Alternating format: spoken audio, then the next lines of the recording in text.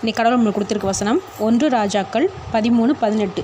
அதற்கு அவன், உம்மை போல நானும் தீர்க்கதரிசிதான். அவன் அப்பம் புசித்து தண்ணீர் குடிக்க நீ அவனை திருப்பி உன் வீட்டுக்கு அழைத்து கொண்டு வா என்று ஒரு தூதன் கர்த்தருடைய வார்த்தையாக என்னோட சொன்னான் என்று அவனிடத்தில் பொய் சொன்னான்.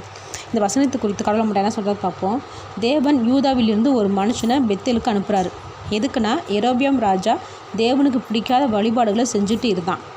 அப்போது ஒரு தேவ மனுஷன்கிட்ட யோசியா என்னும் ராஜா வருவான், இந்த பலிபீடத்தை அழிப்பான்னு சொல்லிடுறாரு. இப்படி நடக்கும் என்றதுக்கு இப்போவே பலிபீடம் வெடித்து சாம்பலாக போகும்னு தேவன் சொல்கிறார். தீர்க்கதரிசி அதை போய் சொல்கிறார். அதன்படியே பலிபீடம் வெடிச்சிருது. அப்போ யெரொபெயாம் ராஜா அந்த மனுஷனை பிடிங்கன்னு சொல்லும்போது ராஜாவோட கை விளங்காமல் போயிடுது. அப்போ அந்த நிமிஷமே ராஜா இந்த தீர்க்கதரிசியை பார்த்து எனக்காக வேண்டிக்கோன்னு கேட்கும்போது இந்த மனுஷனும் வேண்டிக்கிறாரு. உடனே குணமாயிருது. அப்போது ராஜா அவர் இடத்துக்கு சாப்பிட கூப்பிட்றாரு இந்த தீர்க்கதரிசியை. அப்போது இந்த மனுஷன், இல்லை, தேவன் எனக்கு நீ அங்கே சாப்பிடவும் கூடாது தண்ணி குடிக்கவும் கூடாதுன்னு சொன்னார்னு சொல்லிடுறாரு. சொல்லிவிட்டு அந்த இடத்தை விட்டு வரும்போது அதே ஊரில் இருந்த ஒரு வயதான தீர்க்கதரிசி கேள்விப்பட்டு தேவன் அனுப்பின தீர்க்கதரிசிக்கிட்ட வந்து, நானும் உன்னை போல் ஒரு தீர்க்கதரிசி தான், தேவன் என்கிட்ட உனக்கு சாப்பாடு கொடுக்க சொன்னார்னு சொல்கிறாரு. அப்போது இந்த வயதான தீர்க்கதரிசி பேச்சை கேட்டு இந்த மனுஷனும் போய் சாப்பிட்றாரு. அப்போ தேவன் அனுப்பின தீர்க்கதரிசி மேலே கோவப்பட்டு ஒரு சிங்கத்தை அனுப்பிடுறாரு. இந்த சிங்கம் தேவன் அனுப்பின மனுஷனை கொன்று போட்டுருச்சு. இங்கே இந்த கிழவன் தீர்க்கதரிசி தான் பொய் சொல்லி தேவன் அனுப்பிய தீர்க்கதரிசியை ஏமாத்தினார். ஆனால் தண்டனை தேவன் அனுப்பின மனுஷனுக்கு கிடச்சிச்சு. ஏன் தேவன் இப்படி செஞ்சார்னு நமக்கு கேட்க தோணும்.